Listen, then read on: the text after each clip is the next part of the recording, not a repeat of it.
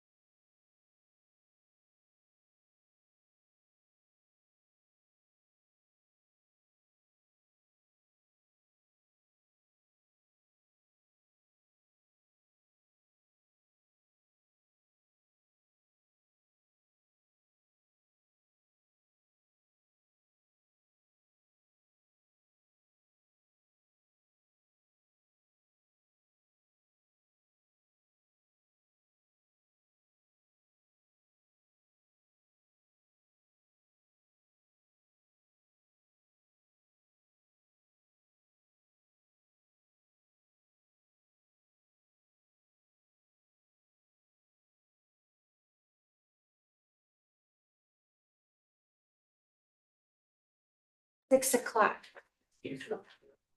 We unmuted? Okay. Good evening, everyone.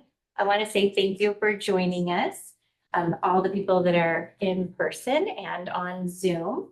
I want to make a quick announcement about our technology tonight. We had a little glitch and we're unable to live stream this on YouTube right now, but it is being recorded on Zoom and it will be uploaded to YouTube after everything is all finalized. So just wanted to make that announcement just for clarity and transparency. So thank you all for joining us. We're going to go ahead and call this meeting to order. And we're going to start with our land acknowledgement. And Alex is going to read that for us. Which way? We honor the first people of these lands by acknowledging that the area in which we gather is within traditional territory of the Stillaguamish tribe of Indians. The Stillaguamish people have inhabited these lands and waters since the time immemorialized by their ancestors and remained in this territory to this day. The Stillaguamish people have continued to practice the traditional ways of their ancestors of fishing, hunting, and gathering. The Stillaguamish tribe has had these lands and culture traditions passed on by their ancestors who believe that everything has a spirit and they are the caretakers of these waters and lands. Thank you, Alex. It's very fitting and proper that we read that today on Indigenous Peoples Day. Thank you. Next, we're going to have our Pledge of Allegiance, and that'll be led by Maddie.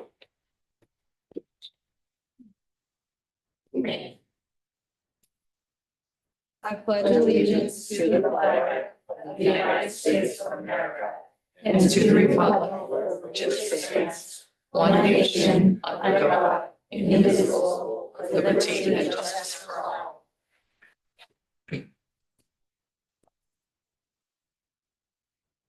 Next, we'll have our roll call attendance. Madam Clerk. Director Diamond. Here. Director Kelly. Here. Director Watts. Here. President Levesque. Here. Director Knapp. Here. Student Advisor Van Beek. Here. Student Advisor Phillips. Here. Superintendent Sweeting. Here. Thank you for all being in attendance. Next up is our approval of the agenda. Is there anything anyone would like to change to the agenda or remove from the consent agenda for further review? Or do we have a motion to approve the agenda as presented? I'll make a motion to approve consent agenda as presented. It's been moved by Director Diamond and seconded by Director Watts to approve the agenda as presented. Madam Clerk. Director Diamond, Aye. Director Kelly, Aye. Director Watts, Yes. President Levesque, Yes, Director Knapp. Yes. the agenda is approved as presented. And that brings us to the presentation portion of our meeting, and we're very excited to have a student presentation tonight. We want to thank everybody for coming to support the students. We're gonna hear from our Kent Prairie students about their recent Cedar Springs camp experience. And we'd like to welcome Pauline Van Bell, our principal from Kent Prairie Elementary, who will introduce our fifth grade students. Good evening. So for those of you that don't know, the purpose of going to outdoor education is to connect the learning that's happening there to the real world. And it helps develop students' curiosity, their teamwork, problem solving, friendships. And also for those new to the board, this is our 4th year of attending outdoor education with 5th graders. The first 3 years were funded by a state grant, and the grant went away at the end of last year. So we were a little bit nervous, but we were able to do it with parent and PTA funding. And staff took on a little bit of extra support as well. The camp gave us a little bit off if we ran our own evening events, and we ran some of the classes as well. This would only be possible, I want to be clear, with support from a lot of different people. Our secretaries help, the teachers help, you are all supportive, parents are there and supporting. And we need all of that in order to be able to go. And also to clarify, this year, we went with President's Elementary. We went on October 1st, 2nd, and 3rd. And Eagle Creek and Pioneer will be attending in March. So they chose to do a spring one, and we chose to do a fall one. We had beautiful weather, didn't we? We had just a tiny bit of rain the first night. And then we had like some of the last sunshiny days. So here I have Miss Claire Amons and Dylan King. And of course, we took 110 kids to camp. I just brought these wonderful ladies who are gonna tell you all about it, but 110 went and had a great time. And they're gonna talk you through this slideshow. So you ready? Okay. Do you want to start on this one, or do you want to go to the next one? The next one, okay. There's a clicker. Oh, you gave me a clicker.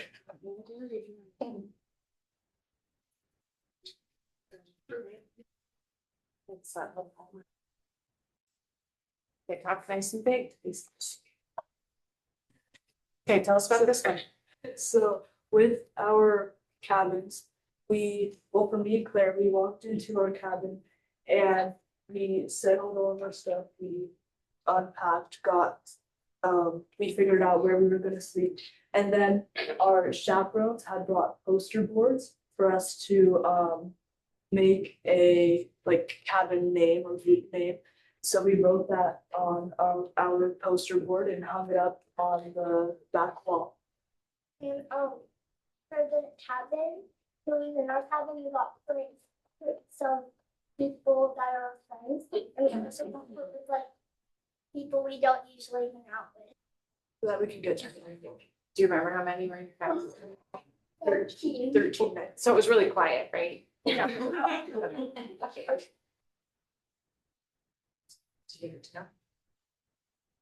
Okay, what's happening here? So for flag raising, we woke up early and we walked out in front of the dining hall and we did the Pledge of Allegiance for the flag as it got raised. And then we do breakfast. How was the food? Amazing. Amazing. Well, what's happening here? So before we ate breakfast or lunch or dinner, we usually played a game, some sort of game. Here we played a cup game where 2 people stand on both sides of the cup and they were told to put their hands or to do something. And then they were told to grab the cup, and whoever grabbed the cup first won.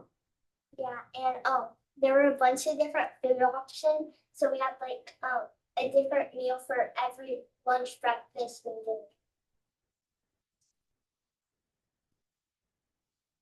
dinner. So during free time, there was a playground that we had slides and swings and sand and Football. there was a gaga ball pit. And during one of the free times, they brought out a rope for us to do tug of war, and that was really fun. Yeah, and also Founders Hall was open, so we could play games like basketball and volleyball.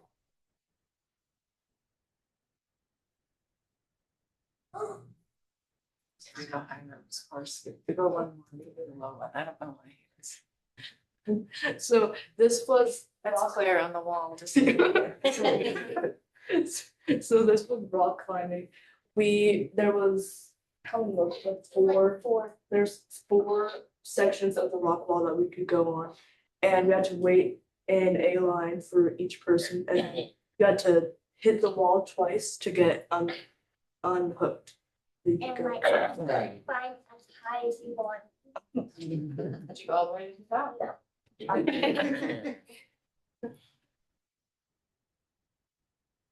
For Stream Life, what we did was we learned a bit about how Like the Streams. oxygen levels Yeah. and like if the streams help.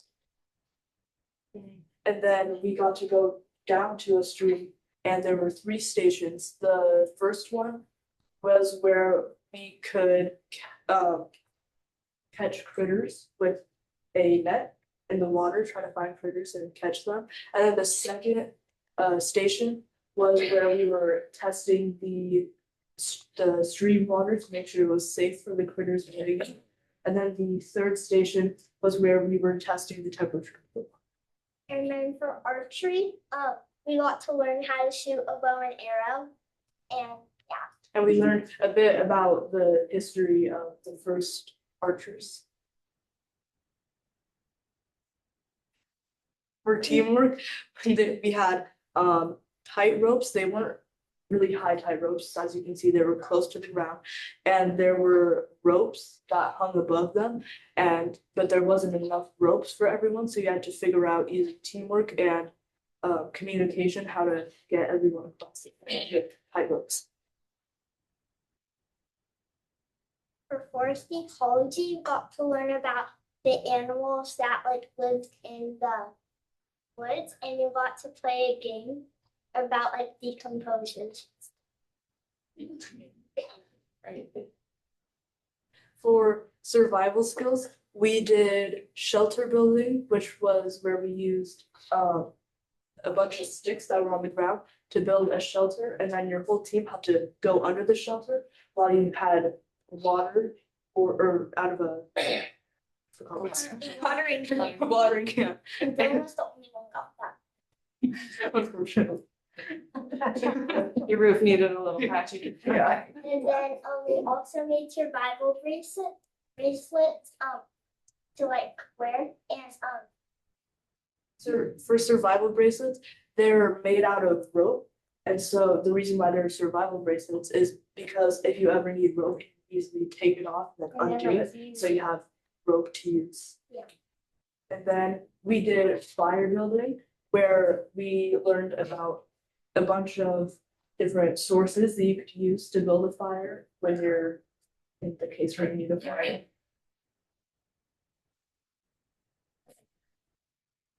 And then for lowering the flag, we would stand in our lines and they would lower the flag, and then a different group every day would fold up the flag.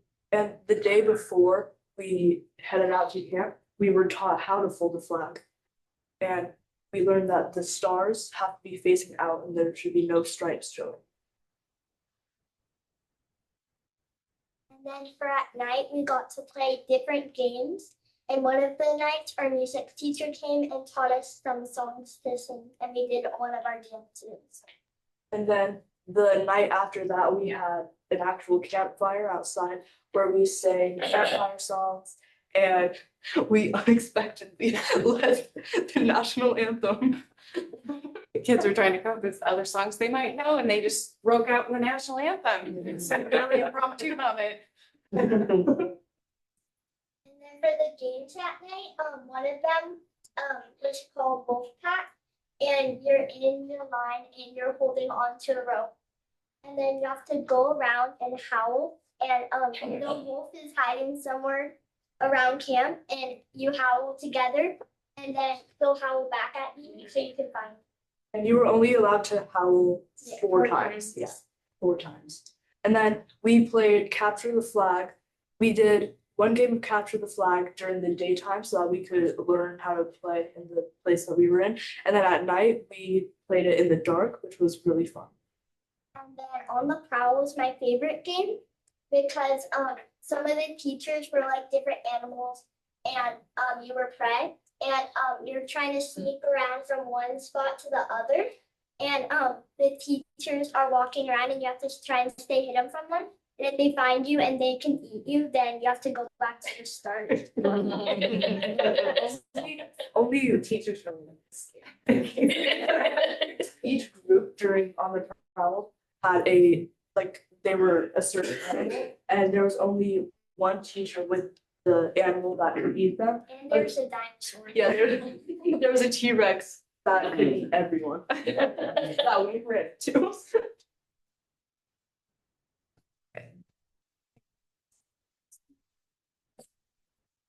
Here we are. There's all of us. Do you have any questions for them? Guys did a great job. Where is this camp located? It is in Cedar Springs, where it was at Cedar Springs. Lake Stevens, it's only a 20-minute. Oh, thank you. I was still, Cedar Springs, still Yeah. not familiar with that. Okay. It's really kind of handy. It's 20 minutes away because we do Nice. have kids who camp for a variety of reasons just during the day. Yeah. And then also if there's illnesses, which always happens, it's easy to pick up. So, Yeah. And this year, parents dropped off and picked up at camp too, which actually worked out really well. So being 20 minutes, and when you're there, you sure don't feel like you're in the middle of wilderness, even though we're not very far away. Very nice. What was your cabin's name? What was our Camp Batty Punch on fire. We had all of our name ideas from each of our bunkmates and we combined them together. Mhm. Long was the camp. It was 3 days. Thank you. Very nice. Any other questions for board members?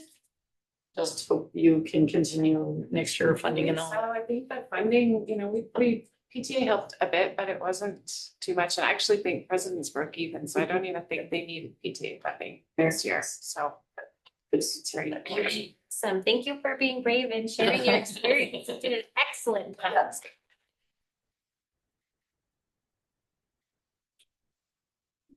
Erica, did you have any questions before they disappear? Thank you for sharing. Next up is our approval of the minutes, and we have a study session and regular meeting minutes from September 22nd.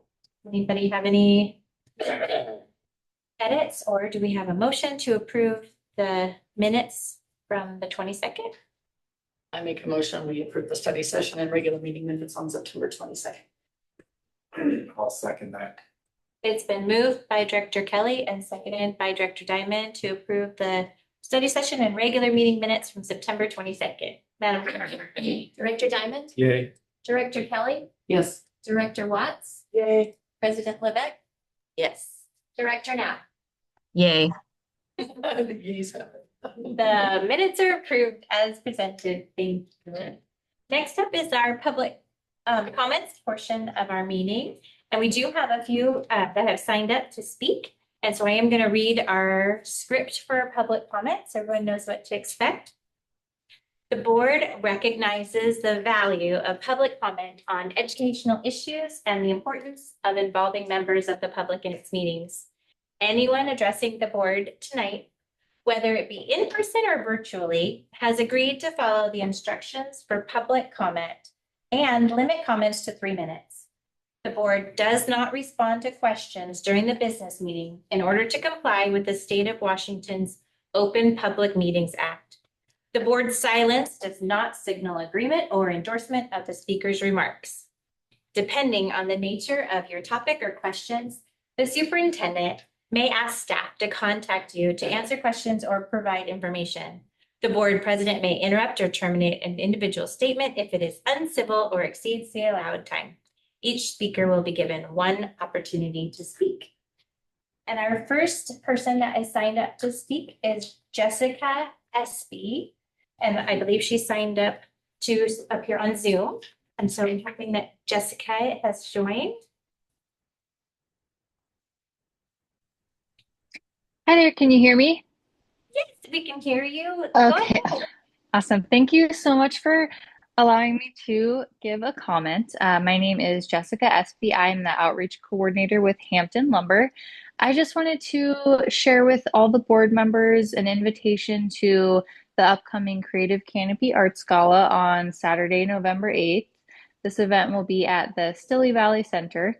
This event celebrates creativity, connection, and community with all proceeds supporting youth art programs in Skagit and Snohomish counties. These include the Darrington School District and the Arlington Arts Council. I wanted to present this to the board today because my goal is to make this an annual tradition, and next year I'd love to include art programs from the Arlington School District as part of the showcase. So if any board members are interested in attending or learning more, I'd be happy to send more information about that. Thank you so much for your time and for your continued support of students and the arts in our community. Thank you, Jessica. We appreciate you taking the time to be here tonight. Next up is James Kelly, our Public Works Director for the City of Arlington. Welcome, Jim. Thank you very much. And just to be super transparent, you know somebody on the board. I know a couple people on the board, so yes, I do know some people on the board. So anyway, I'm going to jump right into this. So I know the school district owns a piece of property on SR 530, and you've been looking to sell it for a while. I've been representing the city in protesting this sale for several reasons. Two of them I'm going to speak about tonight. My protest has gone back. I went through my data. It's gone back through to 2021. So I've been making a small career out of this. One of those is the amount of transportation that this development, Miles Sand and Gravel, would put onto our roadways. Miles Sand and Gravel has identified that they will put 205 trips a day onto the road, and they're putting it onto a road that is already operating at a level of service F. City of Arlington just completed some improvements to our downtown core section, and the 70 to 80 trucks a day that would cut through Arlington will no longer be able to cut through Arlington to avoid the SR 530, SR 9 intersection, an intersection that WashDOT promised the city that they would upgrade in 2015, and they have yet to do that. The other issue I want to talk about today is about water. So transportation is one, water is the other one. This morning, at the starting meeting, you made a land acknowledgement to the Stillaguamish tribe. The Stillaguamish tribe grew up on the Stillaguamish River. They lived and they gathered from the Stillaguamish River. The fish, the quality of the river has degraded so much in the years that they have lost their quota of fish that they were supposed to get. We're all working to try and improve the quality of water in the Stillaguamish River. When you put a mining operation on the banks of the Stillaguamish River, that will impact the river through subsurface seep and also through direct runoff.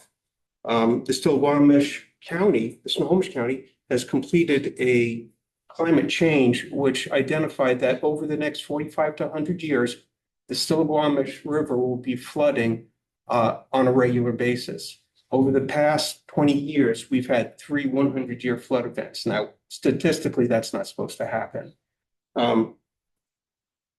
There's also another major issue, and that is the degradation of the water quality that the city of Arlington uses. The city of Arlington is making a major investment in its water treatment plant and in the amount of water that it takes out of the river on the south banks of the Stillaguamish River.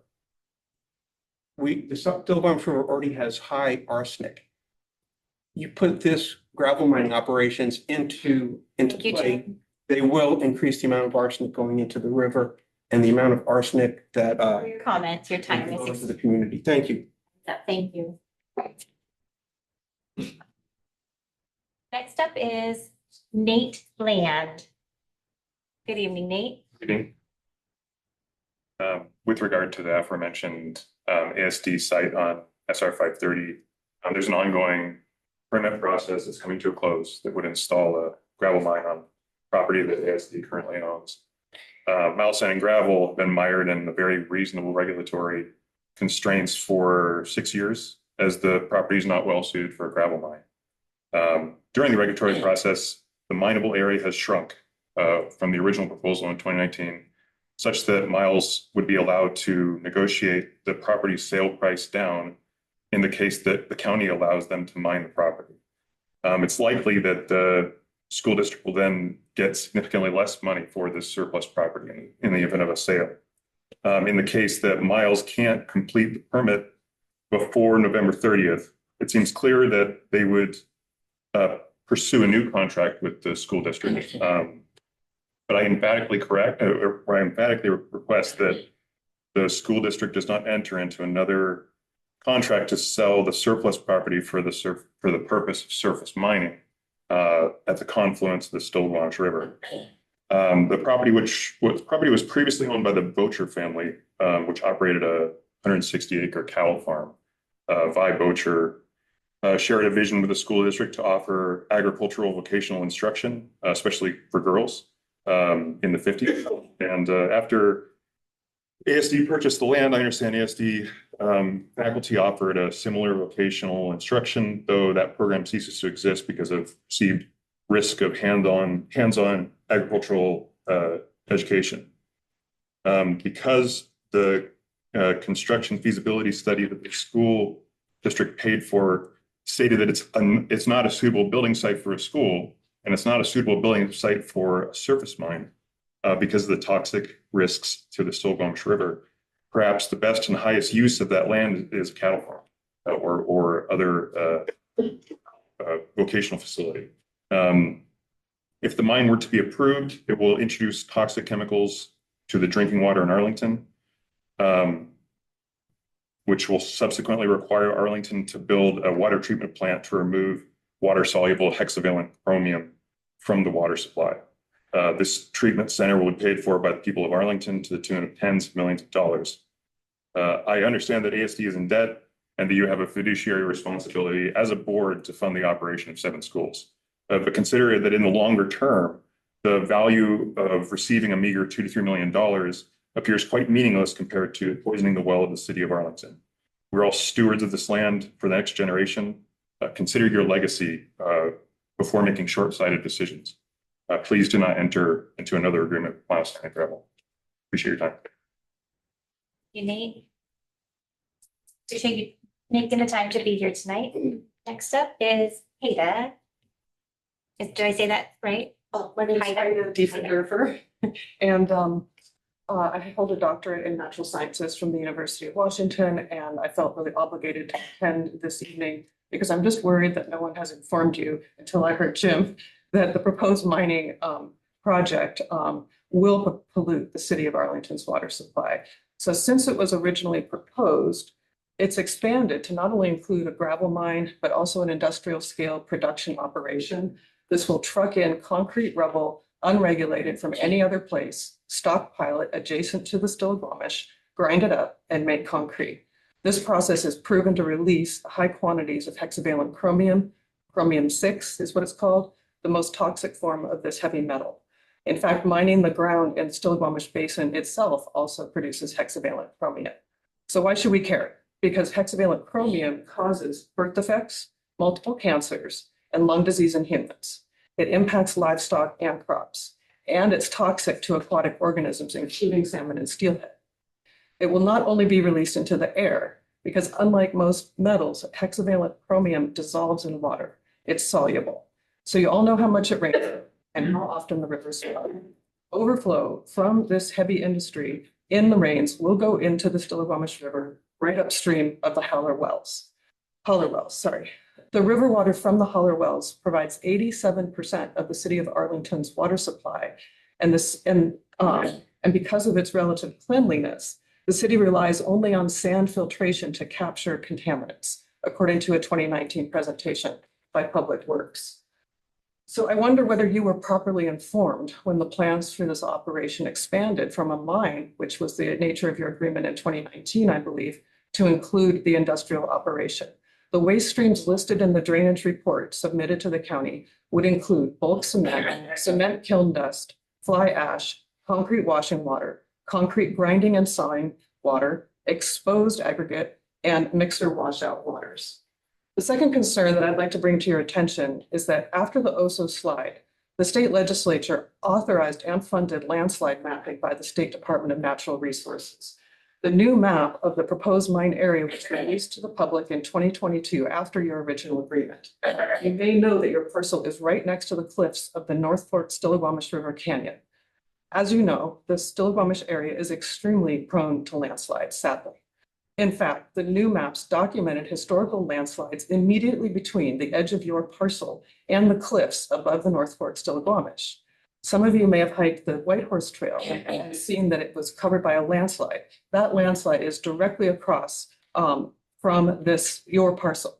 I fear that the next OSO will be caused by the quarrying operation proposed for your parcel. You can see these maps and facts online or in my public comments. Please don't leave this legacy for our kids. Thank you. Thank you, Heida. Thank you for taking the time to be here tonight and share.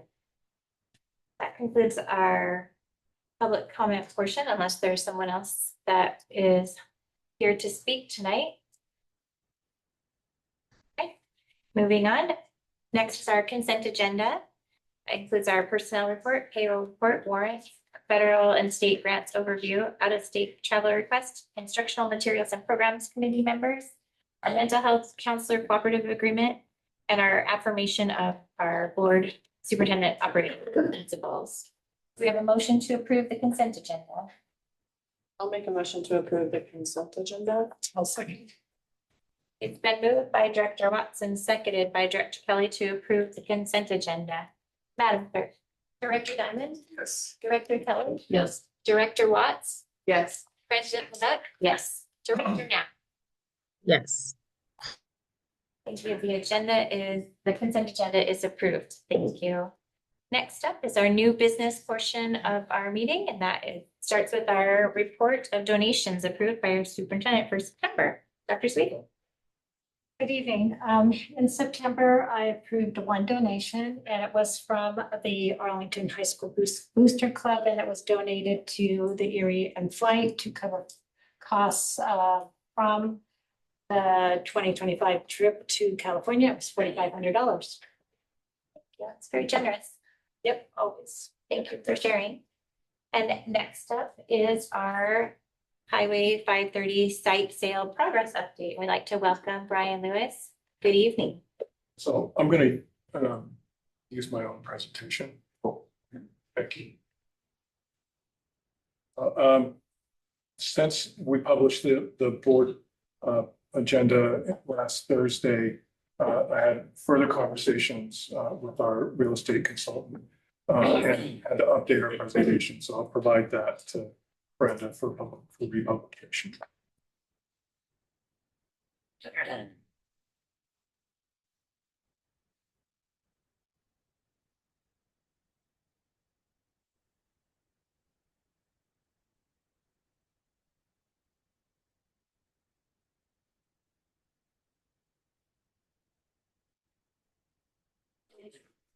Okay. Thank you, directors, for allowing me to speak with you tonight, provide you an update regarding the Highway 530 site sale progress. Before we get into the current state of the purchase and sale, I wanted to provide you with some background information. So we're talking about 168 acres located 3 miles east of Arlington. And part of that land borders Highway 530, part of it borders Arlington Heights. Is it Arlington Heights Road? Sorry. I lost that for a moment. The proposed purchaser is Miles Sand and Gravel, a local privately held company. The parcels are both designated with a mineral resource overlay by Snohomish County. And I won't read through this whole definition here of what mineral resource overlay is. But basically, it's a zoning designation that allows for the extraction of mineral resources from the areas that have those designations. And it's codified in the RCWs that are listed here. There's also a link here to the Snohomish County webpage that has the more description of what a mineral resource overlay is. So we started working on the sale of this property in 2017 and struck an agreement with Miles Sand and Gravel on December 2nd, 2019. The negotiated selling price is $3 million. They memorialize that not just with the document itself, but with an escrow payment of $75,000, which is applicable to the purchase price. If the buyer or purchaser were to default on the terms of the deal, then that $75,000 would accrue to us, the district. If we default on the deal, then we would be responsible for up to $400,000 in the direct costs that the purchaser incurred while they're pursuing while they're pursuing permits for mining on the property. So there's some contingencies attached to this deal. And the first contingency, it has to do, all the contingencies have to do with the completion of or acquisition of mining permits from both Snohomish County and the Department of Natural Resources. The first permit that they would have to acquire would be a conditional use permit that would allow mining on the site. Second permit would be a surface mine reclamation permit issued by the Department of Natural Resources. Those go in order. So you cannot acquire the second permit without acquiring the first permit. So the permits, there's a period of time where the buyer or the purchaser is allowed to pursue acquiring permits, and those are called permit contingency periods. And there's 4 distinct permit contingency periods, and we've progressed through time through all 4. Well, we're not through the 4th contingency period, but we're through the first 3, which began in 2019, or at least 33 months after 2019. 2 of the permit contingency periods were one year in duration, and they required a payment of $75,000 from the purchaser that applies to the purchase price. And we are holding those as earnest money, and they're not refundable at the expiration of the permit period. So in 2023 and 2024, those permits contingency periods expired. So we solidified our claim to the $75,000 for each one of those permit periods. Right now, we're in the final permit period extension, which began November 30th, 2024. Again, it lasts a year. It required a $100,000 cash payment, which the purchaser provided. That is held as earnest money, but it's different from the first 2 permit periods in that it's refundable to the buyer if they don't waive the permit contingency, and they don't purchase the property. If they end up buying the property, then that $100,000 is applied to the purchase price, which is distinct. It's in line with the other 2 permit period payments that we received. So the final part of the contingency here, and I'm going to go into some more detail about this, is that the buyer may waive the contingencies at their election and complete the sale. or if they do not acquire the permits that are described in the purchase and sale agreement by December 2nd, they have the right to abandon the process altogether. Here's where we are in terms of the permitting activities. August 2023, the purchaser submitted an application. They withdrew their application, their first conditional use permit application, made some modifications, resubmitted it in October of 2023. In June of 2024, the State Department of Transportation issued they issued an access permit to Highway 530 from the site, which allowed Snohomish County to continue processing the conditional use permit application that was submitted in October 23. In September 2025, last month, the county issued a letter of completeness, waiting on scheduling, and right now, the purchaser is waiting on scheduling of the final hearing by Snohomish County regarding the conditional use permit application. So the county's deemed it complete, but they haven't had a hearing yet. And they haven't scheduled the hearing as of October 13th today. Once the hearing is conducted, then the hearing examiner has 30 days to issue a report describing the status of the conditional use permit. And once they issue that report, it triggers a 2-week period for appeals that can be heard by the hearing examiner. At the end of the appeal period, if the permit is issued, the conditional use permit is issued, then the purchaser can begin the application process with the Washington State Department of Natural Resources for a surface mining permit. So I want to pause here for a moment, give you an opportunity if you have any questions about the timeline that I presented here regarding permitting activity. So are they already behind schedule then? If they still have the 30 days and then there's 2 more weeks, but the deadline is coming up. We'll talk about that in a little more detail in the following slides, but you're correct. And when would the public have a chance to weigh in with any of this? Like we heard some public comment tonight about this. The Snohomish County during their conditional permit or conditional use permit hearing, which is not yet scheduled. Is it normal for it to take this long to obtain permits? This is an impactful issue Mhm. and unusual. So the county is giving it the full weight, time necessary to explore all the issues surrounding it. So then how long does the application process and the permitting process take for the DNR? Is that something that we have to consider the timing for? Could you repeat the last? So like the last bullet point where it says there's an application process for surface mining with the Washington State Department of Natural Resources. How long does that process take? Is that something that is We cannot anticipate that period of time. is that part of our sale?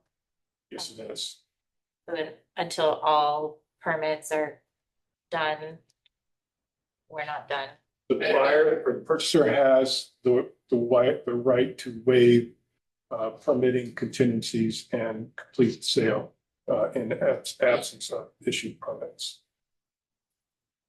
Buyer has the, repeat that, please. So I'm trying to use the same language. Exactly. Not buyer. I get confused with it myself, so I'm Okay. sorry that term interchangeably, but I'm trying to stick with purchaser. They have the right to waive the permitting contingencies. So if they haven't received permits, then they still have the right to continue with the purchase of the property without any penalty. And we are then obligated, we are under contract to sell it for that, what we agreed to. If we do not sell the property, then we would be considered in default. Okay. Any questions? So we're in the final permit extension period right now. And that expires December 2nd, 2025, so 2 months, a little bit more than 2 months. And there's 2 scenarios that spring from that are considered in the purchase and sale agreement. First scenario is that if all permits are issued and the appeal period that I referred to earlier with the conditional use permit hearing, the appeal period has passed, which is 2 weeks after the hearing examination report. And if that period expires before December 2nd, the contingency is deemed waived. And we move into another part of the purchase and sale agreement that requires the district and the purchaser to work with a third party to determine if the permits that were issued by the county and restrict the amount of mineable area. So we have 168 acres. This is a theoretical. 150 of them are considered mineable, and the county conditional use permit only allows mining on 75. Then that's more than 15% of the area that was considered mineable in the first purchase and sale agreement. And that triggers a renegotiation of the price of the property. Just the price, not the actual sale of the property. That's correct. But again, that option for the seller, us, to default still exists. So once that negotiation over the land that can be mined, the volume of material that can be removed from the site is complete, then we have 30 days until the sale of the property closes. If we're both still participating. And both the county and the state have to have issued permits. So Mary hit on a really important point there in terms of calendar, and that the state is not likely to be able to issue a permit prior to December 2nd. Just because of the time involved in the application process. It's a potential that the county conditional use permit could be issued prior to December 2nd. But the state cannot be able to meet that December 2nd deadline. So even though this scenario exists in the purchase and sale agreement, it's not likely to occur. Okay, second scenario. If permits are not issued prior to the expiration of the final permit extension, which is December 2nd, then the purchaser may waive all the contingencies. That means that they move forward without acquiring the permits. We don't have to renegotiate at that time because there's been no reduction in the amount of mineable resource determined through the permitting process. So that part of the agreement does not apply anymore. And then it requires that we complete a closing within 30 days of December 2nd. So that closing would be January 2nd, 2026. So this is in the event that all permits are not issued. So this is a more likely event. I'm not going to say it's going to happen, but this is what the situation that is considered by purchase and sale agreement. Okay, so that's the end of my update right now. I do want to let you know that our real estate consultant is working with the county and the purchaser to track the developments as they occur.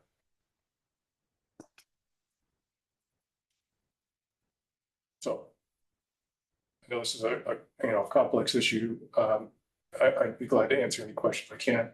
If I can't answer the question, I will have to get back to you.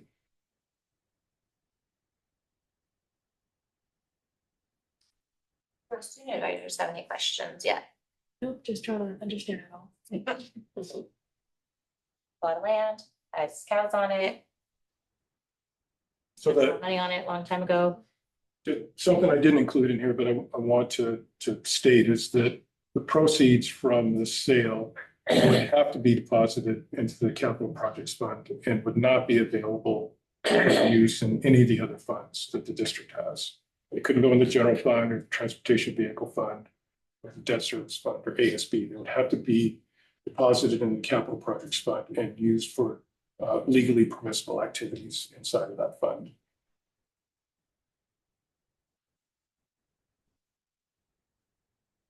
What kind of barriers to the sale do you foresee happening? Is there any barriers in the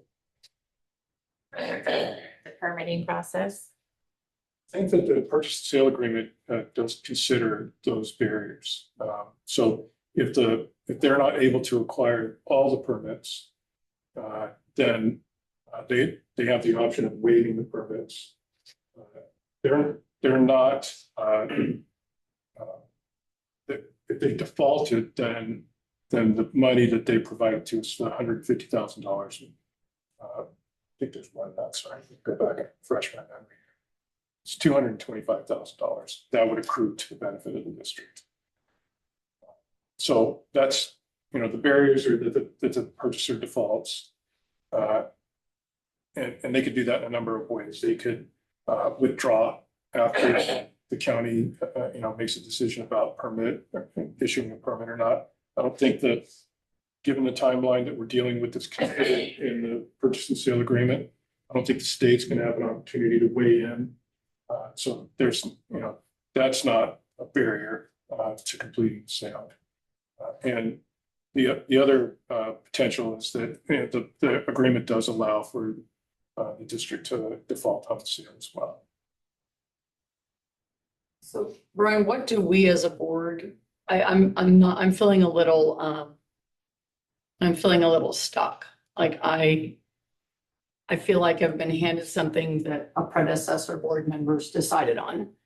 And there's an action, there's already something rolling along.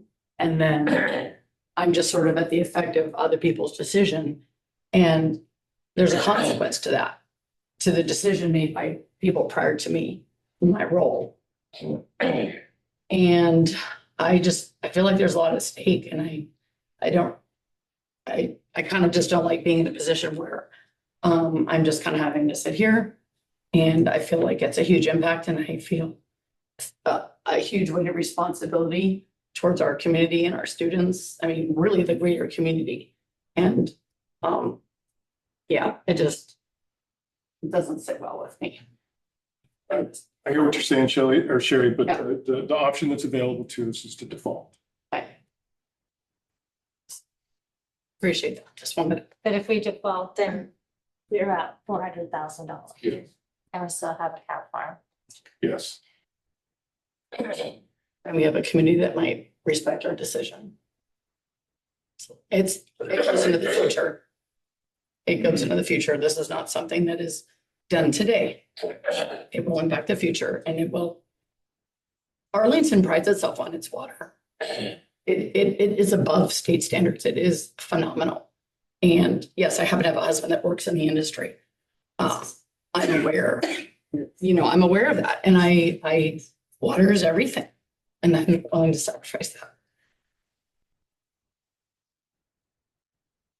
All of us are new to this board before the decision was made. And so we did inherit this sale.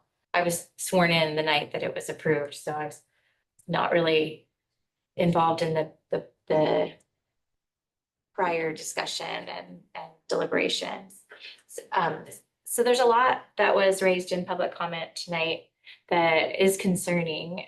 Is there anything you can tell us about any of those concerns that were brought up? Or is that something that we have no control over? We're bound by the purchase and sale agreement. The issues that were raised tonight during public comment are more issues for the permitting authority to address than for us to address. I'm not privy to what individual board members' concerns were when the purchase and sale agreement was authorized by the board in 2017. I do know that it was included in a master facilities plan, part of their recommendation in 2014. The district pursued sale of the property. And the board had accepted that recommendation at that time as well. So it is historical in that, prior boards have made that decision to move forward with it. But that now that we've entered into this purchase and sale agreement, we're constrained to the terms of the agreement. And our choice at this point is if we don't want to continue as to default, or if we do want to continue to let the process follow its course as laid out in the agreement. Is there a scenario that would be that the sale would go through, it would no longer be our property, it would be owned, by the company, but they would not ever get a permit and not be able to do what they wanted to do, no mining would happen? Is that a scenario? Sure, it's within the realm of possibility, yes. And that's their business decision to make. Because they are running up against a firm deadline here with December 2nd. They don't have any permits issued at that point, then they're gonna have to make a decision as to how they want to continue. Remember when this first came to the board, people were worried about the traffic and the noise and didn't hear much about any other issues. So appreciate you taking the time to explain it. Just Erica, do you have any questions? No questions. Maybe one question. Sorry, Brian. Will there be public notice when there's going to be those the opportunities for public to give comment? Will the county put public notice out there? Yes. Okay. There is. Yeah.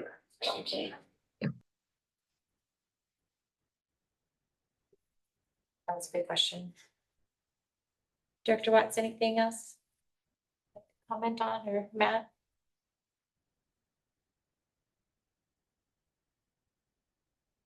All right, thank you. Great, thank you. Thank you, Brian, for going into great detail. We appreciate the time that it takes to inform us and let us know what's going on. Thank you. And next up is our career and technical education school to work report. And we would like to welcome Brian Long, our Director of College and Career Readiness, and Lisa Rodino, our AHS School to Work Coordinator, with their trusty handouts. I like This is awesome. pretty things. We're all gonna figure out what we're gonna be winning. I know, I'm gonna decide. So I'm actually not gonna talk at all. That's why my name's not even on there. Other than just saying, hi. Lisa makes me look really good. What? I'm Lisa Rodino. Thank you so much for allowing me to take just a couple of minutes and highlight the opportunities that I've had to work with our students last year. The whole goal of my job is to help them find employment. That is the goal. What I tell the kids in class is you are here in high school and I want you to get employed, and I don't care how you get there. Let's find a path and let's get you there. So truly, CTE is about helping students see how their pathways actually link to real world. And so this is kind of the overview of what I'm going to look at this evening. So let's dive right in. The job is obviously work-based learning. Everything that I do is work-based learning, from just bringing in guest speakers to allow students to just hear what a specific career might be about, to workplace tours, to the college and career fair, up through job shadows and internships. So each one of these builds upon the other. Once we have career awareness and a student's like, that might be kind of cool, then let's go ahead and start exploring it. And they're like, oh, this is cool, but let's go ahead and actually do some real world stuff and see what it's like. And so this is a similar view, but it kind of just encompasses a little bit more about which each one of those does, what each one of those levels does, guest speakers, informational interviews, just having a student coming up saying, hey, I'm really interested in law, finding a cool young attorney for them to talk to and just hook up to so they can say, the school, this part is really good. I like this part. I didn't like this part. Up to job shadows when they're actually either spending part of a day or a full day with somebody shadowing them. Going into mock interviews, program placements, mentorships, and then whole way up to apprenticeships and internships and clinical experiences that some of our classes have as components to them. Last year, my focus was getting into senior classes, learning a little bit more about pre-apprenticeship classes, offering financial literacy classes for our open doors kiddos, and then getting into our junior English classes. I was able to do all of those. One of the big pushes there with the last one was getting into the junior English classes. So a lot of them weren't seeing me for the first time as their senior year. So I did my congratulations, you're going to be a senior next year. What do we need to start thinking about over the summer? And then once I got into the senior classes this year, mixed it up a little bit. So it wasn't the first time that they were seeing it. Also learning a little bit more about pre-apprenticeship programs. As I am working with some of our industry partners out there, apprenticeships are starting to slow down a little bit. And so they are getting hundreds and hundreds and hundreds of applications. And how can we make our kids stick out? What can we do to get them up? So there are some pre-apprenticeship programs, and hopefully I will be hooking up some of them to bring them into the classrooms to talk about some of the programs where they can get their OSHA 10s and where they can get a little bit more math skills. You know, a lot of them are like math, and I'm like, yeah, whenever you're cutting, you need to measure. So you need to have all of those skills. And so bringing those into the classes. Last year, I connected over 20 with 20 guest speakers to come in. My most memorable, and this will probably be a memory that I'll have for the rest of my life. I brought in a panel to Weston, and it was all on the job training programs. I brought in Northwest Floodworks, Northwest Ambulance, Skagit Regional Health Medical Assisting Program, and SEIU Healthcare 1199, which does a lot of mental health type apprenticeship programs. We had a recent graduate from Open Doors, and I invited that student back. And I said, I think it would be a really good opportunity for you to just come listen. My job is not to tell you what to do. It's just to open your mind and open your doors and see what you get. After that was done, she came and she's like, I think Skagit Regional Health would be really, really cool. What do I do next? And I'm like, okay. So we got on the website. We found the medical assisting program. She applied. She emailed me the next day. Mrs. Rodino, I applied. What do I do now? Now we're going to email Skagit Regional Health, thank them for coming to the panel yesterday, letting them know that you applied. Within a couple of days, she had a phone interview. She started her program in July and she graduated, and she's now working at Skagit Regional Health. So these are the types of things that students don't know what they don't know. And I actually have the distinct honor of helping students just broaden their horizons, because a lot of people think doctors and nurses when you go into medical care, and that's just not the case. There's so much more. Lots of field trips as well. The one student that I was like, hey, I think you should go on the AMTech tour in the Advanced Manufacturing Training and Education Center. I'm not going to college. Not doing it. Nope, not doing it. Just come. Just check it out. Why not? Fell in love with the mechatronics or something down there. And he was like, okay, totally going. So that was really cool. We did an Amazon tour with our marketing. I was able to take 6 students from Weston down to EVCC so they could see it wasn't that scary. We did a tour of it. We were able to meet with one of the outreach people. And I believe this year we've got 5 students from Weston down at EVCC. So we will continue to do that. And then the girls build is always great, and maritime is starting to explode. We really meet people on our ferries and those types of things. So that's always a good eye-opening opportunity for our students to see. Do the college and career fair. One of the new things that we did last year is I worked with Mitch Taylor down at the middle school, and we did mock interviews for the 8th graders. And they were like, we're not doing this. We're not doing this. And then some of the kids that missed it, all the other kids were like, you should have been here to do that. So it was a lot of fun. So we are planning that in March once again. If anybody's willing to maybe serve as interviewers, let me know. Because hopefully we will get all of the 8th graders to go again. Brian did it last year, and we had some community members too. So it's a lot of fun.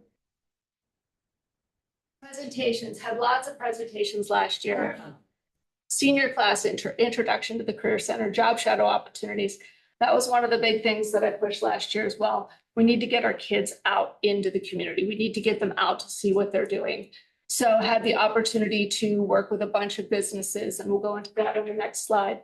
But also lunchtime and evening office hours, because sometimes parents are working and they don't always have access during the day. And so I do try to offer evening office hours in order for parents to be able to access. This year, it's been a little bit wild because this was the first year in 3 years that FAFSA has actually opened in October. So October has been crazy, but it's been really good. And I'll do a financial aid night Wednesday, not tomorrow, tomorrow's Tuesday, Wednesday.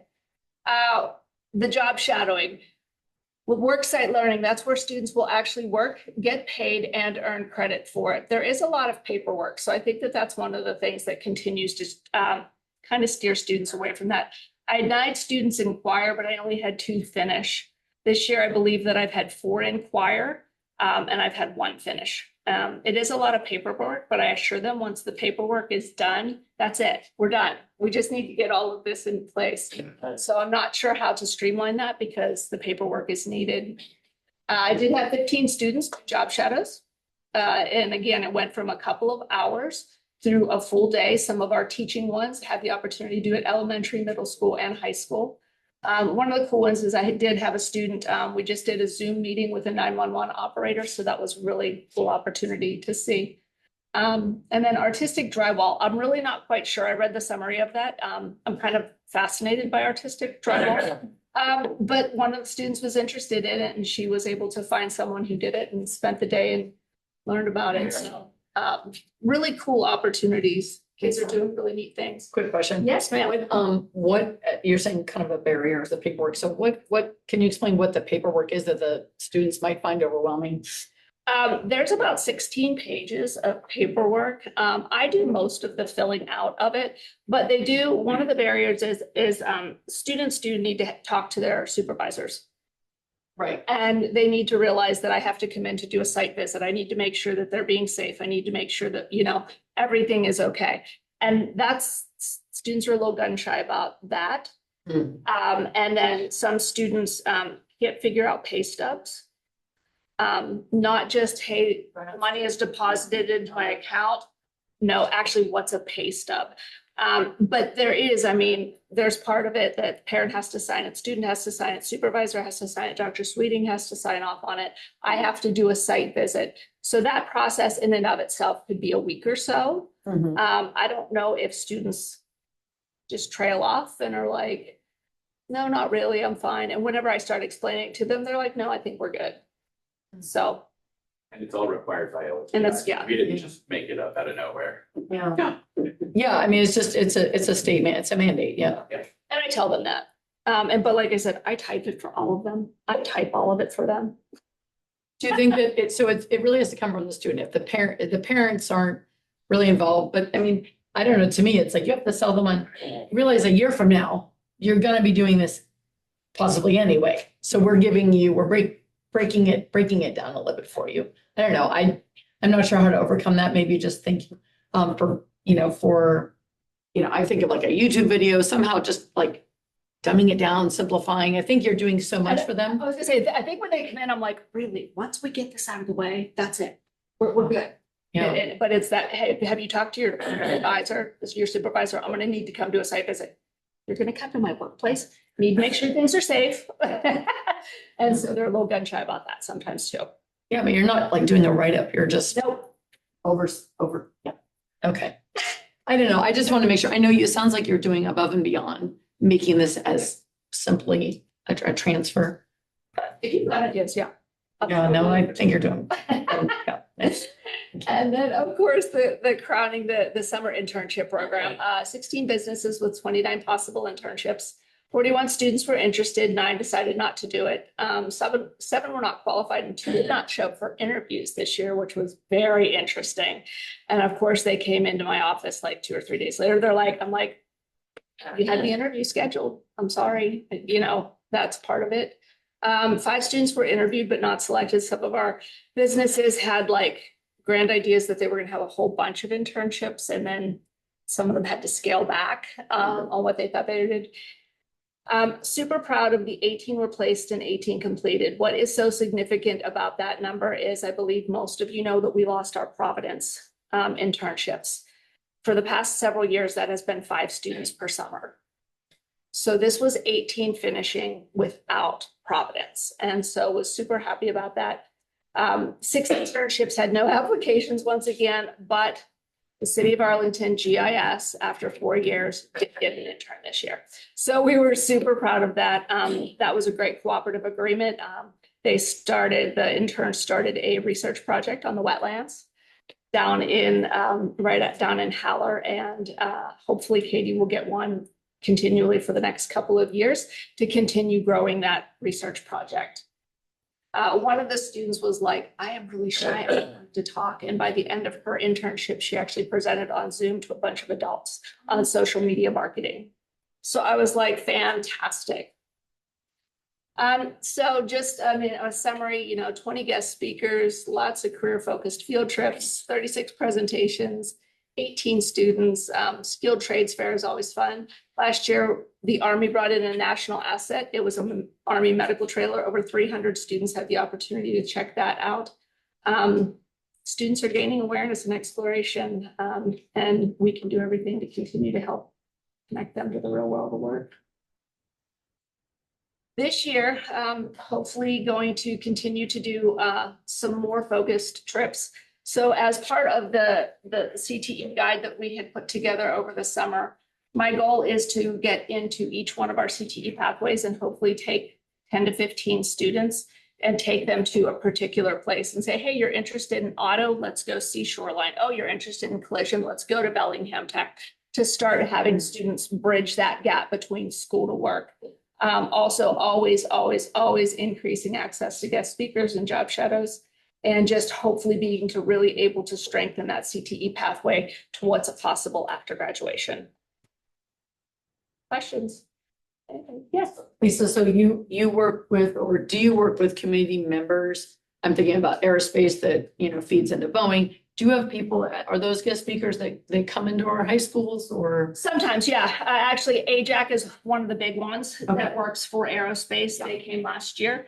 And as a result of that, an intern I had 2 years ago at Everett Engineering, who is now full-time employed, just started the AJAC apprenticeship program. So they are building. I bring in a lot of the trades, those types of things. One of the things we're trying to do is get a little manufacturing bus tour for our welding and our woods class to go around to area Arlington businesses for them to actually say, this is what we're doing, this is what we hire, this is what we need. And so then they can have also direct connections with Arlington businesses to grow our employees. Yeah, I think I was told that Arlington, that we're like the community is wanting, right, the employees, the kids to, come in. So the need is there. The need is there.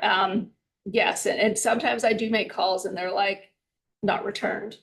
But so we're still working. We're still working. But yes, yes, absolutely.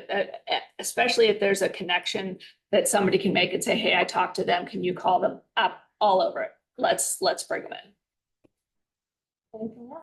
Or student advisors have any questions? This directly impacts you guys. You think about the little handout. I love it. Very big quiz. And what are you gonna be when you grow up? Teacher. Okay. Yeah. So have you seen this before? No. But you're at Snow Isle and Primary focus is, this is for the community, we have the kids ones. oh, kids ones are different. This is for us. They're one page. Oh, smart. You would give this to parents first. Yes. We've given out hundreds of those already. That's great. And this is the first year you've done this? Very nice. This is phenomenal. 250 hours work. Yeah. I believe it. It's really, really good. And eventually we've got some postcards, so we're hoping to also do a mailing out to the Arlington area with the QR code, obviously not this. Okay.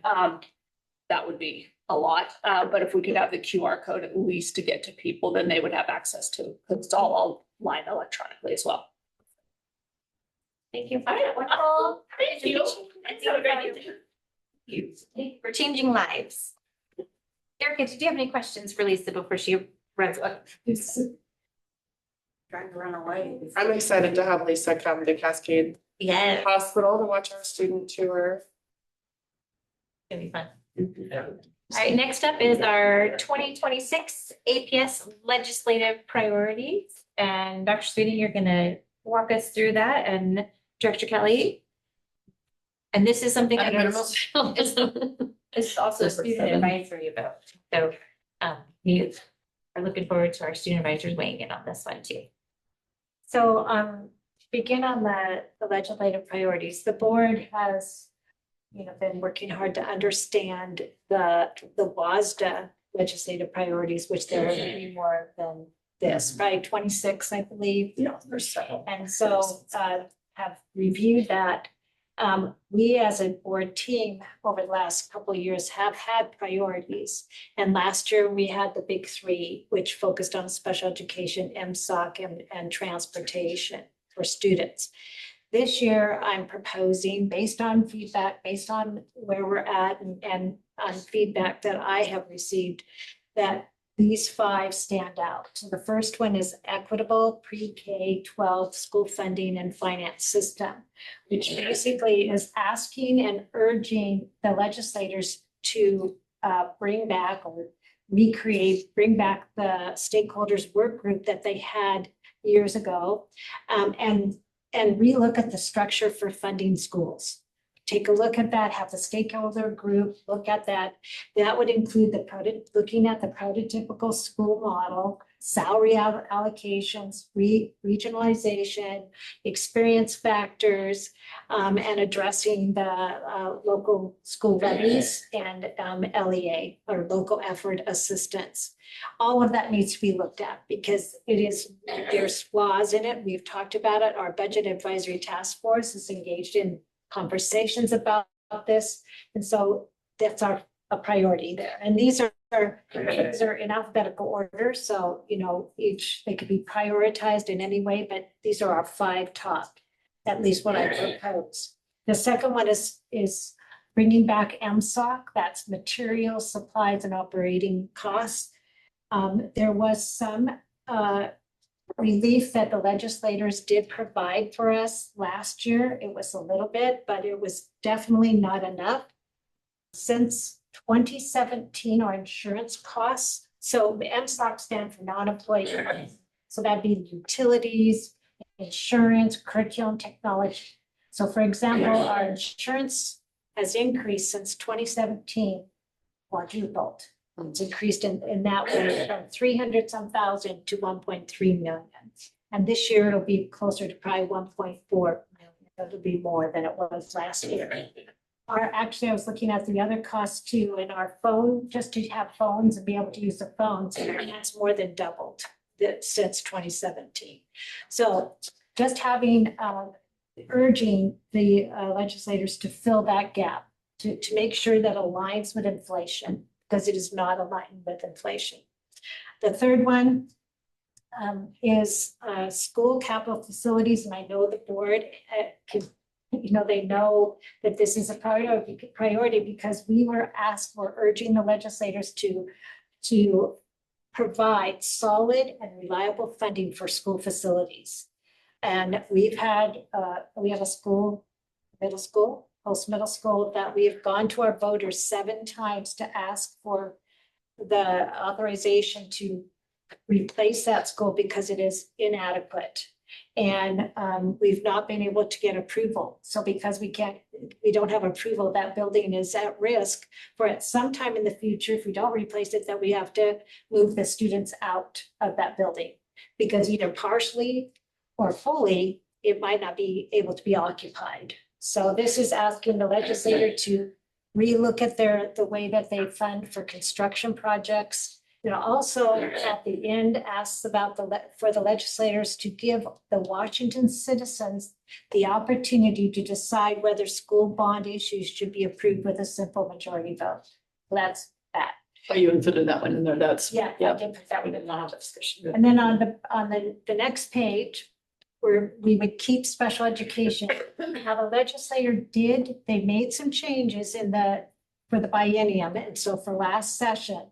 And it did make a difference for us. So last year, our cost that the district provided over and above what we received was $1.4 million of what is not covered by the state. But because of the changes, actually that was the previous year. So with the changes, that cut that to 750. Wow. So there's some progress there. but we're encouraging and urging our legislators to make that next step and to fully fund special education. And then finally, and this was a really strong, that I've heard from the board, is to supporting student mental health and preventing self-harm. And so basically having the legislator provide funding for increasing mental health counseling and supports and other things to prevent self-harm and also overdoses. So that's what I have before you. Is there anything anyone would like to change? I know we had 10, but I was happy that we coalesced on, I mean, I'm fine, whatever the collective body decides. Yeah, last year we had 3, and the year before we had 5, and then before that we had 4. So for our priorities, we kind of focus in on between 3 and 5. Yeah. I think I'd see Alex thinking. Do we have a mental health counselor already for the schools? We have not much time. It's like, one day for each elementary school. We have through the Stilly Health Connections. We've got a grant through them and they help provide that. Yeah. Weston, that's one. But that's not through the state, that's through a grant, through an outside organization. Do they go to all the schools or is it just the elementary schools? They're at elementary and there is some time at each of the schools. We have at Weston, we have a full-time person through a different grant, not through the state, but through another grant at Weston High School. Thank you. Good question. Yeah. It's desperately needed. All right, this is an action item and it's a student advisory vote. So we'll have our student advisors weigh in with their approval or disapproval. Maddie, would you like to give us your advisory vote? I vote to approve it. I also vote to approve it. We have a motion. I'll make a motion to approve the 2026 legislative priorities. Second. It's been moved by Director Diamond and seconded by Director Watts to approve the 2026 legislative priorities 2026. Did I say that up twice? For good measure. Director Diamond. Aye. Director Kelly. Yay. Director Watts. Yes. President Levesque. Aye. Director Knapp. Yes. Thank you. Our 2026 legislative priorities are approved. Thank you for compiling all of that information and working with us to gather everything. Appreciate that. It'll be good to share with our legislators when we see them next. Next up is a list of policies, and we're going to approve them one at a time.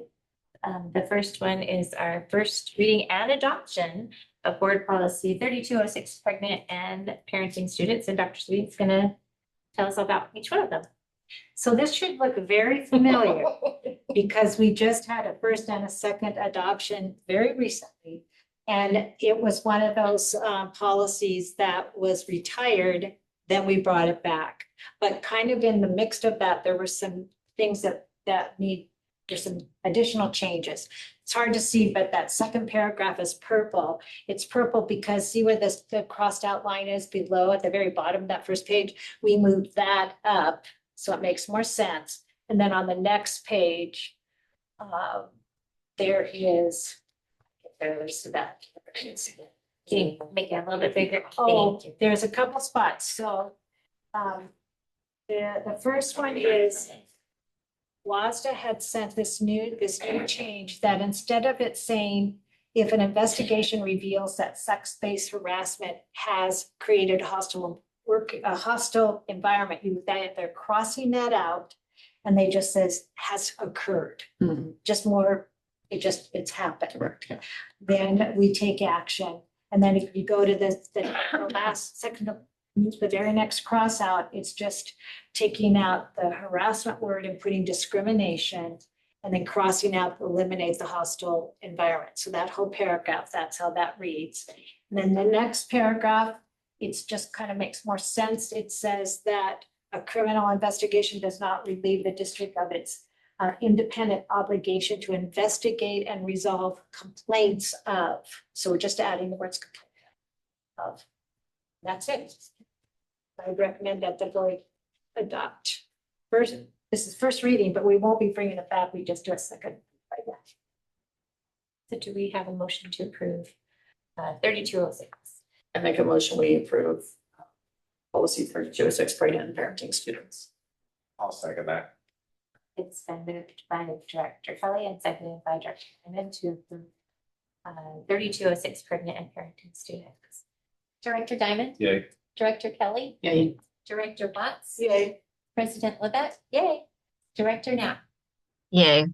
Thank you. That policy is approved. Next up is our second reading and adoption of board policy 1733. So this, at first reading, the change that we made is we added the word fiscal. So in the first paragraph, just to make it clear what calendar year we're talking about, we didn't make any other changes to the last part that's read. And it's just clarifying the compensation of board compensation. And that they cannot increase their own compensation, basically, not in your wheelhouse to do that. Sorry, state law. Hasn't changed since the 80s. Anybody want to make a motion? I'll make a motion to approve. 1733. 1733. A second.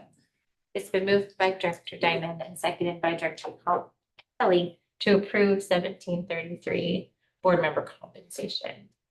Director Diamond, Aye. Director Kelly, Yay. Director Watts, Yay. President Levesque, Aye. Director Knapp. Aye. 1733 is approved. Next is 1810. So with 1810, it's pretty minor change. We just changed the last bullet E to match exactly what it says for the standards, for the WASDA standards. And then we changed the classification. That's it. Any changes? Do you have a motion? I'll make a motion to approve policy 1810. Yes, I'll second. It's been moved by Director Diamond and seconded by Director Watts to approve board policy 1810. Director Diamond, Yes. Director Kelly, Yes. Director Watts, Yes. President Levesque, Aye. Director Knapp. Yes. Thank you. 1810 is approved. Next up is 1815. 1850 is ethical conduct for school directors, school board directors, and really this has clarifying language. So it is in the first paragraph, it's talking about, they just took out directors, and this was because we decided it was maybe confusing to have directors. So it says board member, and it talks about that it's important and required that when a new board member takes, and we've done this already, they take the office of a school board, as a school board director, they take an oath and they say the oath, and it also includes not just, the Constitution of the United States, but it includes the laws of our state and the regulations and things of our county. And then down below, it just has the board, says board members instead of school members. And then at the very bottom, it just talks, there's an added sentence down there, talks about if there's willful noncompliance, there can be some challenges with that. So I'll make a motion to approve board policy 1815. I'll second it. It's been moved by Director Watts and seconded by Director Diamond to approve board policy 1815. Madam Clerk. Director Diamond, Aye. Director Kelly, Aye. Director Watts, Yes. President Levesque, Aye. Director Knapp. Aye. 1815 is approved. Next up is 1820. And finally, for 1820, it's a board self-assessment. The only change really that's significant is the just mirroring what the WASDA board standards state. That's it. Do we have a motion? Make a motion to approve board policy 1820. I'll second. It's been moved by Director Diamond and seconded by Director Watts to approve board policy 1820. Madam Clerk. Director Diamond. Yay. Director. Aye. Yes. Yay. Director. Yes. 1820 is approved. Thank you for your patience with all of these. Next up is our informational items. Dr. Sweet will start with our superintendent's report. Okay, I received the thank you notes for the scholarships from last spring, and I'm just gonna read a couple because I know we have an executive session too. So this is from a student that said, "Thank you very much for your contribution to my education. This assistance will help alleviate some of the pressure of student loans. Thank you again." That's from Ben. This one is, "You went out of your way and it was out of this world. Thank you so much for choosing me to be the recipient of one of your scholarships. This money will help me greatly in my journey through a bachelor's degree at the University of Washington. Thank you, Deja." So, and then all the next couple times I'll read this, they received $1,000 scholarship each. And then the other thing I was gonna say is that Friday was, I'm sure other board members are gonna say this as well, but Friday was so awesome at the homecoming. And the fireworks were, great, but they weren't as great as, the band and the cheerleaders and the football team. They played their heart out, and everybody was very excited there. And it was pure energy at the game. And then I wanted to say that fairly soon, our fall's publication of our schools will be going out electronically. And Gary will be sending out, Gary Zabel. His eyes pop. He will be sending out a new publication following each board meeting. And Gary, what are we calling that again? Well, anyway, Board update. board updates. What it's gonna be is just a summary of what's happened in this board meeting tonight, so it'll go out as a summary. And so that's happening. And I started staff voices, which the way I'm doing staff voices, everybody gave out at the district day, staff members filled out a slip of paper about what they need to thrive this year. Well, they didn't know that I was gonna put those in a kind of like a bucket and then pull out randomly names. And so I pulled out 11 names for this month to meet with those individuals. A couple have declined, and that's fine too, but I've been meeting with them and it's been very, very good, very nice. So that's what I have. Good for sharing. I love that you're doing a board update. I think that we talked about that in the study session, and it's kind of exciting to see it happen. Next up is our legislative update and discussion. Director Kelly. Not too much, just, I did on my teacher hat. Chris Reichdahl's memo came out about, significant layoffs going on at the U.S. Department of Education, staff and support. So in a nutshell, I wanted to read what he said about it. The federal government provides $15 billion to the Individuals with Disabilities Education Act. So that's significant. But I felt like he was saying, so that affects 155,000 students in the state of Washington.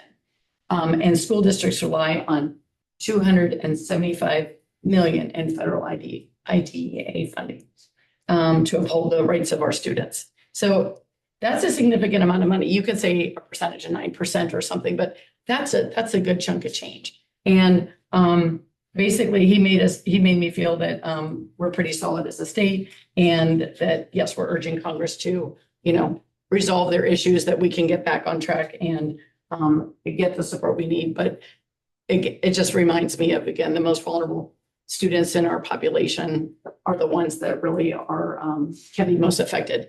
And I guess I could even ask Dr. Sweeting this. The money that we are funded through this fiscal year, 25-26, we can count on that. So if there's any hiccups, we are not worrying about a lack of funding. Is that correct? Or are we? Well, mostly, but there's.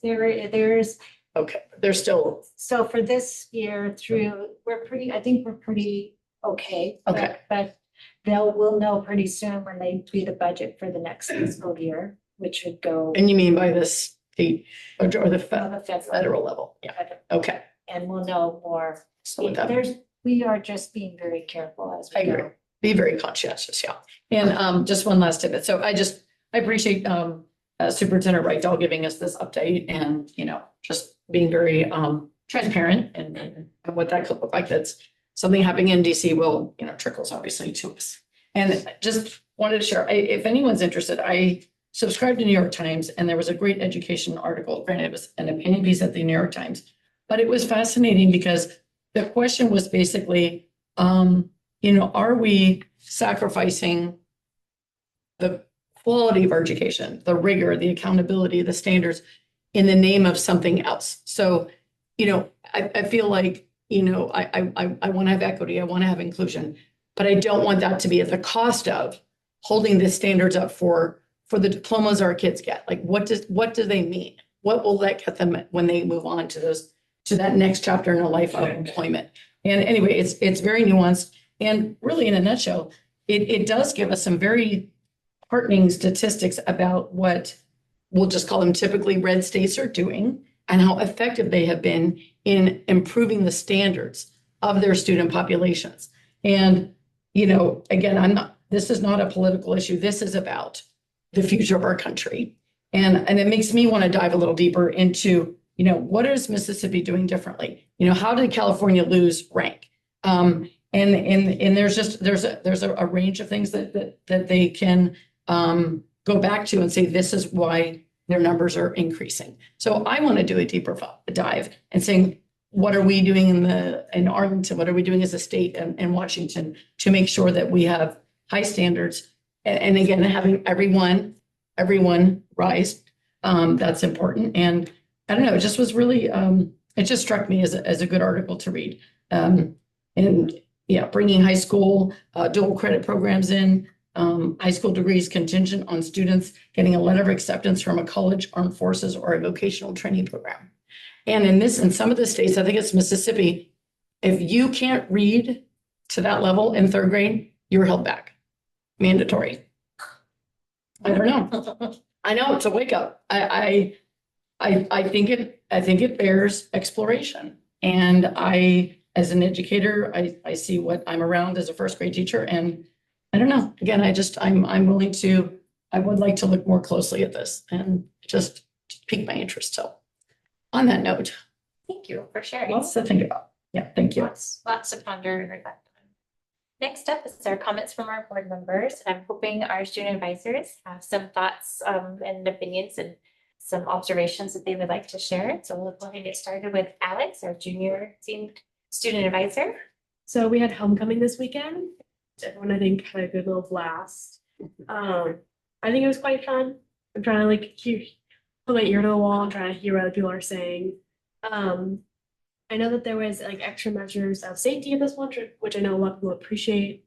Like, you're not walking through a crowded vape every 3 seconds now, which is nice. Clean air. And then also I just want to give props to our community members who've come out today and spoke and give us invitations. I think it's very it's very awesome to see that and to see people interacting. I think it's a good way that we can go out and become a good part of our community and build those bridges. And kind of tying into that, my gratefulness of being on the board and being here to get to know these people and listen to them and get to learn about these things firsthand, and then be able to go and yell it at everyone else and try to be this is what's going on. And then same with that with the special education board. We have so many community members on that, and it's very eye-opening to see it. It's a lot to learn, and I'm very excited for it. And then even with the SAC Council, getting to work with all those different students and getting to work with them, and they're coming in and spending almost 2 hours once a month to make sure that everyone in our community feels safe and has a good mental health and is feeling connected with everybody else. Yeah. Awesome. Thank you for sharing. Well, the school year's going good so far. I'm still kind of having trouble with my online classes. I was just about to take the final for the whole class. And then I go the next day to take it, and my class is gone again. And so I have to wait the rest of the week with no class, and I finally got it back today. But it's like I have to print it out, so I'm like, I'm just gonna do it tomorrow, so I can study today. But yeah, I don't have any of my progress in that class, but I print out the final, just like I should do it, hope I use my progress back, but yeah, I heard homecoming at Arlington went really good. I have some friends up at Arlington. I couldn't go myself, but I wish I could, but I think it went pretty well.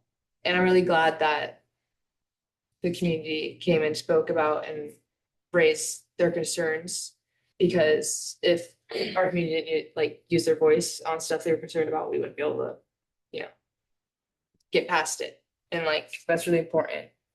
And yeah, I'm really having fun being a student advisor. Thank you. Next up, Erica, do you have anything you'd like to share? And I saw you sneeze, so bless you. Thank you. Yeah, I'm in between sneezes at the moment, so that's a good timing. I just wanted to recognize today as Indigenous Peoples Day. And I wanted to thank everyone who came out for public comment. I'm on the Arlington Arts Council, so that's really awesome to get to hear about the event that's happening soon. And then also to be educated a little bit about the environmental impact is really important, about the decisions that we possibly could be making. And of course, the Kent Prairie students. I love hearing about Cedar Springs. Lisa doing incredible and inspiring work. And one of my kids was an intern this summer and successfully completed it. So that was pretty exciting. And of course, the football game and the halftime show just once again, I kind of felt like I was at a Taylor Swift concert when the band started dancing and everybody lost their mind. So it was pretty fun. Thank you for sharing. Director Diamond. Martha tonight. Director Kelly, anything extra? Nothing extra, all else good. Director Watts. First, I appreciate sharing her feelings because I too, being new, may have made different choices and decisions, and so I trying to navigate that. So I appreciate it. But for me, I watched the band performance online on YouTube. Thank you, Mary. But I saw Finley dancing in the middle of the band, and then the next day he ran at hole in the wall and did an awesome job. So one of my favorite track meet or cross country meets is at Lakewood High School, hole in the wall. So what is called? Jacob. I drove through it, so I sort of experienced it. Jacob did a really great job, and it's just so fun to be out there and all the family support that we get every single season. And they made breakfast and pancakes. How many schools go to that? There's like Bazillion. It's like 5 or 70 to 80. No way, Yeah. that's how many, oh my gosh. It's a That's lot. by the traffic. By the traffic. And then Maggie and I got to, at the end of September, participate in Student Voices at Eagle Creek and have some popcorn with some very enthusiastic fifth graders, Dr. Sweeting, and we heard all about the need for swings, so to see the swings at camp. But it was really great to get back into that, and I just love their thoughts and ideas and how much they love their school and how well they interact with their principal. It's just really neat to see. And then my last comment is go Mariners. What an amazing run we've had. I hope we keep it up. Go Mariners. Go Rams. Well, I also want to say that I enjoyed halftime at the homecoming game, and it was an incredible experience. I don't think I've ever been so like on edge at a football game in a high school. It was amazing that we went from 0 to 28 and then it was tied at a certain point, and it's unbelievable the amount of energy that our football team had. We think that the band helped at the halftime show. So my little drummer boy looked like he was having the time of his life, just dancing and playing, and he was so tired the rest of the weekend. But he went to the homecoming dance and he said it was fun, and that's all he said, so I don't really know. So just excited to have him experience these last milestones and get to check it off the list of lasts for me. So I want to remind everybody about our next meetings. We have a really great opportunity coming up with our special joint board meeting with Lakewood School District. And that's on a Wednesday, that's October 22nd, and that's at Lakewood in their library at 5 p.m. So make a note of that. It's a special meeting. It's pretty awesome that we have that opportunity. And then we have our next study session and regular board meeting on October 27th. And the study session starts at 4 and the regular meeting starts at 6 right there in the boardroom. And remind everybody about that. And then before we adjourn, we have a executive session where the board is going to recess. And so I'm going to read a little script. And when we come back, let me read the script, get excited. We will now recess this meeting so that the board may convene in an executive session to review the performance of an employee. I estimate the executive session will last approximately 10 minutes during which time no final action will be taken. Following the executive session, this meeting will be reconvened for the sole purpose of adjournment. So you don't have to stay for the adjournment unless you want to. So it is 7:43 on my watch, so we will be back at 7:53. Yes, that's good math.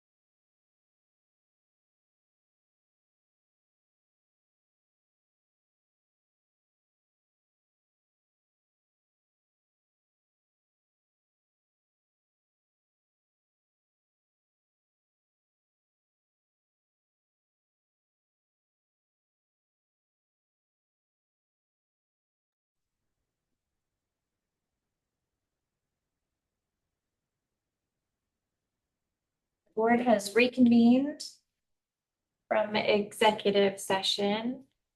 And we are now here for the sole purpose of adjournment.